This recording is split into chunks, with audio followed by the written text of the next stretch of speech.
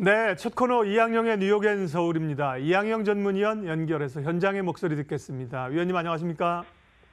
네, 안녕하세요. 이항입니다. 예, 주가가 뭐 매일 오를 수는 없지만 좀 답답한 국면입니다. 우리도 그렇고 미국도 그렇고 중국만 잘 나가는데요. 간밤에 뉴욕 증시는 전반적으로 지표 부진이 좀 시장을 눌렀다 이렇게들 얘기하는데 봐주시겠습니까? 네, 실제로 보면 뭐 지표가 좀 별로 그렇게 안 좋게 나온 건 사실인데 그거보다는 새로운 재료, 새로운 호재성 재료가 없었다라는 것이 일반적인 시각입니다. 다만 굳이 말씀드리면 몇 가지 시장이 부담되는 건 있었죠. 원유 재고가 공급 증가의 물량에 대해서 원유 재고가 생각보다 많이 늘었습니다. 그러면서 유가가 한 1.5% 내려갔다는 거 분명히 시장의 악재겠죠. ADP 민간 일자리 증가가 2월 달에 18만 3천 건이 왔습니다. 전망치에 18만 5천 건, 지난달에 30만 건이었으니까 생각보다 약간 줄었지만 이걸 굳이 악재? 뭐 악재라고 얘기할 수 있다는 정도라가 되겠고요. 나머지 미국의 무역 적자인데요. 2월입니다. 12월 달에 598억 달러가 나면서 월간으로 보면 사상 최대 10년 내 최대가 나왔는데요. 그래서 연간으로 6,210억 달러. 이것도 분명히 악재는 악재입니다. 다만 이거에 관해서는 트럼프 대통령이 무역 전쟁을 했지만 도대체 효과는 어디 갔느냐라는 비판적인 시각이 있는 거죠. 어떤 이런 여러 가지 이제 악재가 있었던 건 사실입니다. 그거보다는 새로운 어떤 뉴스가 좀 오늘 좀 부족했다는 것 자체가 전반적인 시장의 어떤 좀 부담 요인이 됐다는 것이 일반적인 시각이 될 것 같고요. 계속 얘기 나오는 미중 간의 무역 전쟁, 이제 지금 월가의 분위기는 거의 끝났다라는 얘기를 많이 하고 있습니다. 다만 최종적으로 마지막 한 가지 정도가 남아있는데 또 일부에서 얘기하는 거가 트럼프 대통령이 막판에 김정은 북미 정상회담에서 빈손을 걸어 나오지 않았습니까? 이번에 또 혹시 그러면 어떠냐라는 지적이 있겠고요. 어제도 잠시 말씀드렸다시피 이게 혹시 미국과 중국의 결론이 잘 내고 그래서 좋은 결과가 나오면 물론 트럼프 대통령이 누구보다도 주식시장에 대한 기대도 있고 걱정도 많기 때문에 2020년에 재선에 가장 앞장서 끌고 가는 건 결국 주식시장일 것이라는 얘기를 많이 하고 있거든요. 그렇기 때문에 미국과 중국에서 협상이 잘 될 거라고 보고 있으나 그 이후에는 결국은 일본이라든가 유럽과의 어떤 무역 분쟁이 또 나올 것이고 어제도 말씀드렸다시피 최애국 계열을 대우고 있는 예를 들어서 인도나 터키 그런 소위 이머징 국가에 대해서도 공략을 할 거기 때문에 이게 만만치 않을 거라는 일부의 주장이 있지만 어제도 말씀드렸다시피 가장 중요한 것은 미국과 중국 간의 무역 협상의 타결에 대한 모든 것이 시장에 이미 반영되어 있다는 시각 때문에 주식시장은 계속해서 소강 상태를 보이고 있다라고 일단 이해하시는 것이 제가 봤을 때는 뭐 정답이 아닌가 싶네요. 예. 그 미국이 시간표를 가지고 조금 흥분하는 뉴스가 하나 있었는데요. 2008년에 글로벌 금융위기는 아실 거고 주가가 급락을 했다가 생각보다 빠르게 한 1년 후부터 돌아나오기 시작했는데 그 시점이 2009년 3월 6일. 우리는 오늘 7일입니다만 이제 어제 이제 미국 증시 3월 6일인데 그때부터 주가가 돌아나오기 시작해서 지금도 좀 비슷할 것 아니냐 이런 기대감들을 좀 가지는 것 같습니다. 근거를 좀 가질 수 있는 건가요? 앞으로 방향성은요?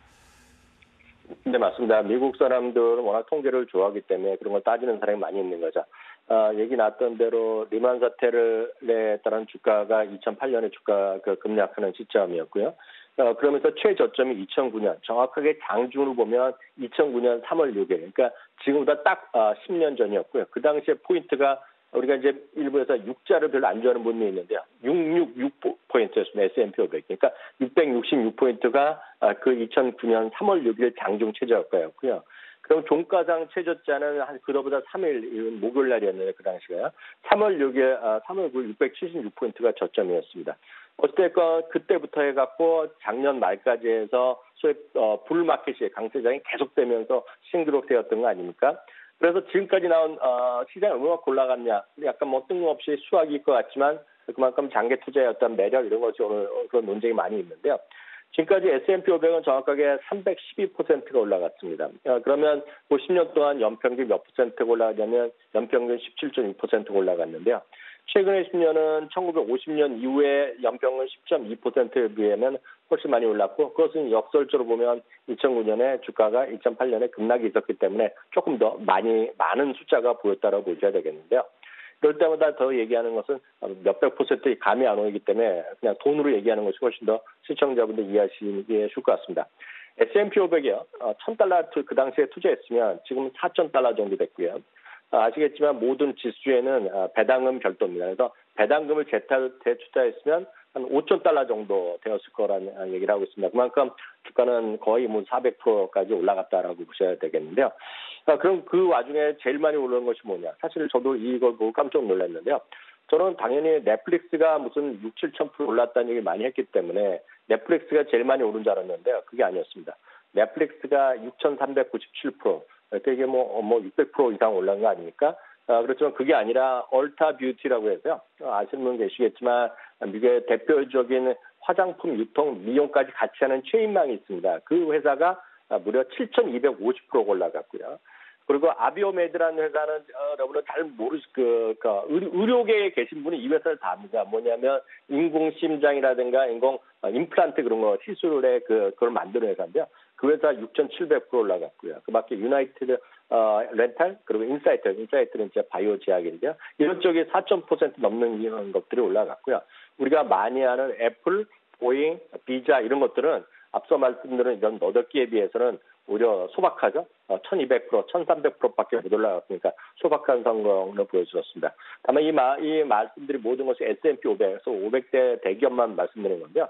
이게 또 다 오른 것이 아닙니다. 밑에서 한 7, 8개는 오히려 마이너스 난 것도 있고요.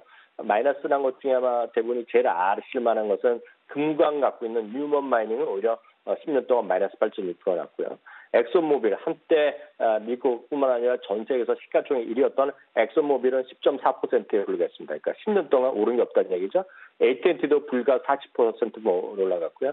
요즘도 계속 이슈가 되고 있는 G 역시도 한 수십 년에 걸쳐서 시가총액 수상에 있었고요. 한때 시가총액 1위를 자랑했던 제너럴 일렉트릭도 불과 40%밖에 올라가지 못했습니다. 이제 여기까지 하면 많은 분들이 그럼 뭐냐, 앞으로 뭐가 좋을 거냐 이런 질문을 당연히 하게 되는데요. 오늘 그래서 다양한 사람들이 얘기를 하고 있습니다. 에리얼 인베스트먼트에서는 우리 분들도 우리 시청자분들도 좀 귀에 쫑긋할 만한 얘기를 하고 있는데요.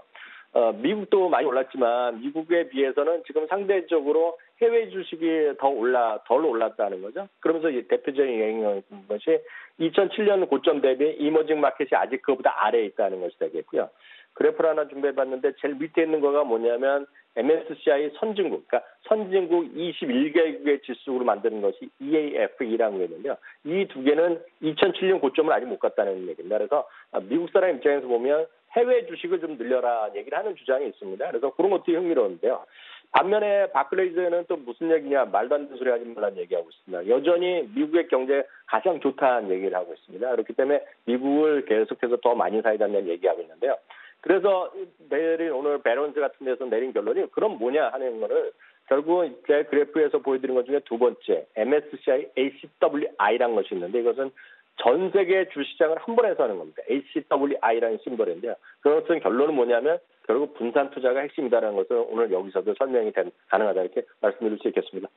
네, 뉴욕 증시 특징과 투자자들의 전망에 대해서 알아봤습니다. 특징주 알아봅니다. 뉴욕 시장의 특징주 또 연관 지을 만한 국내 기업 오늘 어떤 거 있을까요? 네, 오늘 아마 미국 주시장에서 가장 관심을 모았던 것은 달러트리라는 회사입니다. 달러트리라는 것이 1달러, 달러로 만든 나무 이런 개념인데요.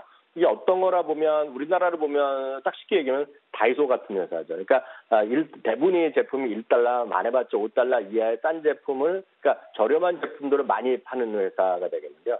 작년에 좋지 않았습니다. 왜냐하면 이런 것들의 대부분의 제품이 중국에서 물건이 많이 왔는데 중국에서 무역 분쟁으로 관세 올라가면서 타격을 많이 받았다 해서 작년에 재미없었는데요. 오히려 지금 작년의 고점을 넘어서는 모습을 보이고 있습니다. 그만큼 어떤 구조 조정을 계속해왔고 어떤 수익을 유지하기 위해서 적극적인 어떤 로케이션을 재배치 등을 했다는 겁니다. 그러면서 기대 이상의 매출, 기대 이상 이익을 바탕으로 하면서는 5% 이상 주가를 급등했습니다. 그만큼 변신 또 변신하는 것이 이런 회사들의 특징이 되겠는데요.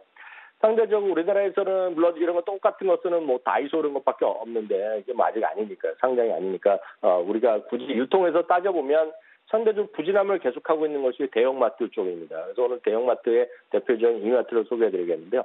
실적 부진이 별로 재미없죠. 딱 작년 봄에 아주 이날을 기억하는 이게 그때 고점을 찍었던 날이 어떻냐면 신세계와 이마트 한 잡고 온라인 쪽에 진출하면서 새로운 어떤 법인 설립한다고 얘기했을 때 대한민국 애널리스트들이나 언론에서 엄청 좋은 얘기를 한다고 좋은 뉴스라고 얘기했는데요. 그날이 고점이었습니다. 제가 드리고 싶은 말씀은 주식은 뉴스 때문에 사시거나 파는 것이 아니라 실적 그 자체를 보여야 되겠는데요.